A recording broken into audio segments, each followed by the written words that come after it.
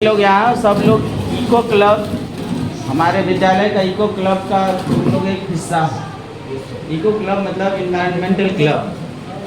इसमें होता क्या है कि हम लोग पर्यावरण के प्रति जागरूक रखते हैं, अपने आप को भी रखते हैं और दूसरों को भी रखते हैं। पर्यावरण में क्या क्या आता है कि अगर हम लोग पर्यावरण को सब चीज़ सुरक्षित रखें, संयमित रखें, कोई चीज़ बर्बाद ना करें, तो ये जितने भी जीव हैं, छोटा बड़ा सभी हमारे इम्पोर्टेंस का चीज़ है। अगर एक जीव खत्म होता है तो दूसरे को खत्म कर देगा। सब एक दूसरे का इकोसिस्टम में चलता है, ठीक है। तो हम लोग अपना विद्यालय में इको क्लब इसलिए बनाते हैं कि अपने आप को जागरूक रखना और समाज में जितने चीज़ें जागरूक रखना। जैसे अभी जलवायु परिवर्तन, अभी देखो हम लोग का विद्यालय पानी से भरा हुआ है, तो ये क्यों? बेमौसम बारिश, अत्यधिक गर्मी, ग्लोबल वार्मिंग हो रहा है ना।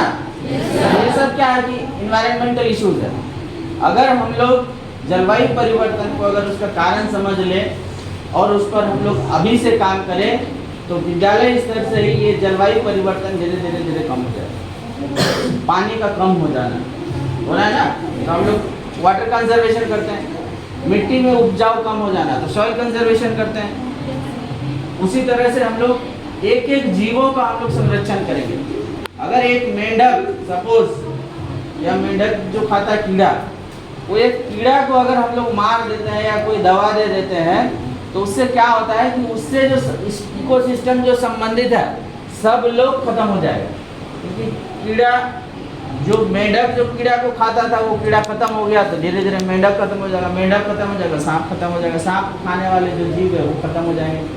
धीरे धीरे करते करते क्या होता है कि ये प्रभाव हम लोग पे भी आ जाता है ना, जिसके कारण हम लोग इको क्लब का गठन करते हैं। इको क्लब का गठन कर समझ में आया कि हम लोग का एक तो है क्लीनिंग, साफ सफाई, जल का संरक्षण, मिट्टी का संरक्षण, पेड़ों का संरक्षण।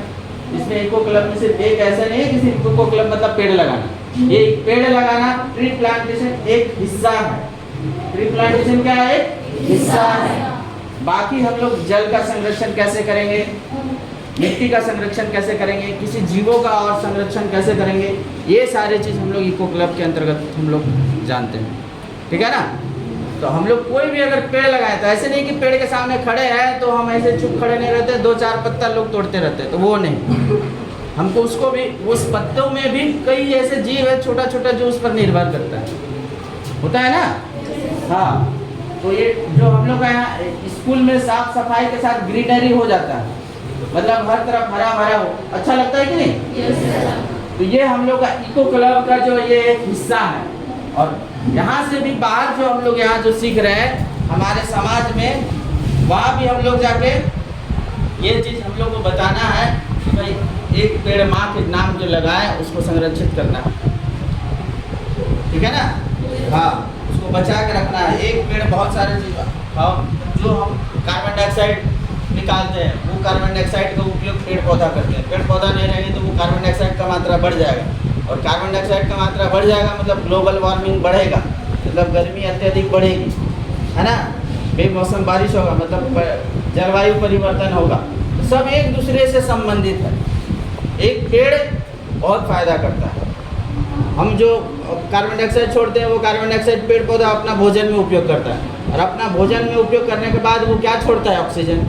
वो ऑक्सीजन हम यूज़ करते हैं तो पर्यावरण एक तो साफ़ सुथरा रहता है, शुद्ध हवा मिलती है, हरा भरा दिखता है, और मिट्टी का कटाव से बचाता है। जैसे इतनी सारी बारिश हुई है, अगर पेड़ पौधा और इतने सारे घास अगर नहीं होते तो ये नदी जो है मिट्टी का कटाव इतना हो जाता है कि आसपास का जो देखते हो ना भूस्खलन की स्थिति होती है उत्तराखंड वगैरह में, जो पहाड़ी क्षेत्र है, वो भूस्खलन की स्थिति हमारे झारखंड में नहीं है। क्योंकि हमारे झारखंड में क्या है कि चट्टानों का पत्थर है, तो वहाँ ये मिट्टी का पत्थर है, मिट्टियों का पर्वत है, जिसके कारण कटाव ज़्यादा हो जाता है। वहाँ पे भी हमसे ज़्यादा लोग अवेयरनेस है, वहाँ पे भी लोग ऐसे ऐसे पेड़ लगाते हैं जो उस मिट्टी को पकड़ के रखें, है ना।